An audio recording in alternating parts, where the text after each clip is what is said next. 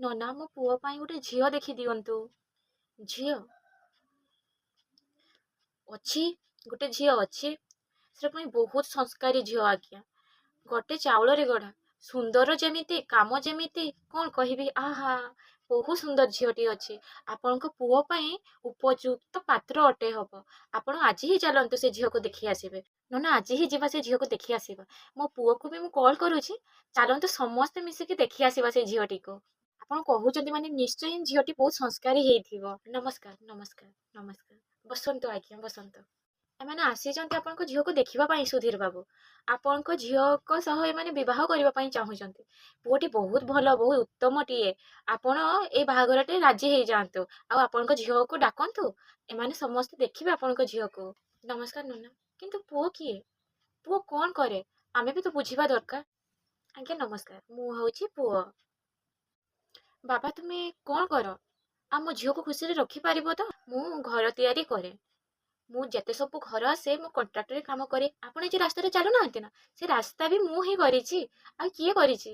ସେ ରାସ୍ତା ବି ମୁଁ କରିଛି, ଘର ସବୁ କିଛି ମୁଁ କରେ। ଆଉ ଠାକୁରଙ୍କ ଦୟାରୁ ବହୁତ ଭଲ ହିଁ ଚଳୁଛି ସବୁ। ସବୁ କିଛି ଏଇଠି କଥା ହବ ନା, ଝିଅକୁ ବି ଡାକିବ। ଡାକୁଛି ଆଜ୍ଞା ଡାକୁଛି। ଏ ମା ପାର୍ବତୀ ଆସ, ପାର୍ବତୀ। ହସିମି ନା ଲାଜ କରିମି ବୁଝି ହଉନି କିଛି। ଚା ନିଅନ୍ତୁ। ସୁନ୍ଦର ହେଇଛି ତ ଝିଅଟିଏ, ଆକୁ ହିଁ ବାହା ହେମି ମୁଁ। ବେ ଏ ଜୀବନ ଦେଖିନି ରକ କିସ ହଉଛି ବେ। ଆରେ ମା ବସ, ଛିଡ଼ା କଣ ପାଇଁ ହେଇଛ? ବସ ବସ। ଝିଅଟି ତ ମୋର ପସନ୍ଦ ଅଛି, କିନ୍ତୁ ତୁମେ ଭାତ ରାନ୍ଧି ଜାଣିଛ? ତରକାରୀ ରାନ୍ଧି ଜାଣିଛ? ଭୁଜା ଭାଜି ଜାଣିଛ ନା ନାଇଁ?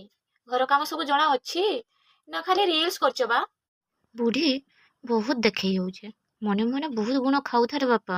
ଥରେ ମୁଁ ବାହା ହେଇକି ଯାଏ ତୁମ ଘରକୁ, ମୁଁ ଯଦି ନାକରେ ନ କନ୍ଦା କରେଇଛେ ତେବେ ତୁ ଚିହ୍ନିବୁ ଭୁଜା ଭାଜି ଜାଣିଛୁ ନା ନାହିଁ।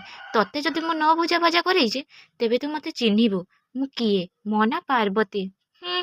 ଆଜିକାଲି ଦୁନିଆ ଯାହା ହେଲାନି, ସବୁ ପରା ଝିଅକା ସବୁ ପୁରା ରିଲ୍ସ କରୁଛନ୍ତି, ଖାଲି ଥେଇ ଥେଇ ହେଇକି ପୁରା ନାଚୁଛନ୍ତି। ତୁମର ସେଇ ସବୁ ଅଛି ନା ନାହିଁ? ରିଲ୍ସ? ରିଲ୍ସ କଣ? ମୁଁ ତ ରିଲ୍ସ ମାନେ ହିଁ ଜାଣେନି। ବାପା ରିଲ୍ସ ମାନେ କଣ? ନା ନା, ମୋ ଝିଅଟି ରିଲ୍ସ ଫିଲ୍ସ ସେମିତି କିଛି କରେନି। ସିଏ ତ ସବୁବେଳେ ପାଠ ପଢେ ଆଉ ବହୁତ ଭଲ ଝିଅଟିଏ। ନା ନା, ସୁଧୀର ବାବୁଙ୍କ ଝିଅ ସେ ରିଲ୍ସ କରେନି। ସେ ବହୁତ ଭଲ ଝିଅଟିଏ। ଆପଣ ଥରେ ଖାଲି ହଁ କରନ୍ତୁ, କିଛି ମାଇଣ୍ଡ କରିବେନି। ମୋ ମାଟି ସବୁବେଳେ ଏମିତି ହିଁ କୁହେ, କିନ୍ତୁ ମତେ ତୁମ ଝିଅକୁ ପସନ୍ଦ ଆସିଛି। ମୁଁ ଏଇ ଝିଅକୁ ହିଁ ବାହା ହେମି, ଆଉ କିଏ ଝିଅକୁ ବାହା ହେବିନି। ପୁଅ ଯେତେବେଳେ କହୁଛି ଆପଣ ରାଜି ହେଇଯାଆନ୍ତୁ। ଆଉ ଝିଅ ତୁ କଣ କହୁଛୁ? ତୁ ରାଜି ଅଛୁଟି? ଦେଖ ପୁଅଟି ବହୁତ ଭଲ, ବହୁତ ସୁନ୍ଦର ଅଛି, ଆଉ କାମ ବି ବହୁତ କରୁଛି। ତତେ ନିହାତି ବହୁତ ଖୁସିରେ ରଖିବ। ତୁ କହ, ତୁ ରାଜି କି ନା ନାହିଁ? ନାଇଁ ନାଇଁ, ମତେ ବି ଭଲ ଲାଗିଲା। ଆମେ ବି ବାହାଘରରେ ରାଜି ଅଛୁ। କାଲି ହିଁ କରିବା। ସମସ୍ତେ ରାଜି ଅଛନ୍ତି ମାନେ ଆମେ କାଲି ହିଁ କରିଦବା। ଦି ପଟ ତ ରାଜି ଅଛନ୍ତି ନା, ତେବେ ଆମେ କାଲି ହିଁ କରିବା। ସମସ୍ତେ କାଲି ଠିକ 10ଟା ବେଳେ ପହଞ୍ଚିଯିବ ମନ୍ଦିରକୁ। ମୁଁ ହିଁ ତୁମ ଦି ଜଣଙ୍କ ବାହାଘର କରିବି ଆଉ ଆଶୀର୍ବାଦ ଦେବି। ଦି ଜଣ ଖୁସିରେ ସଂସାର କରନ୍ତୁ।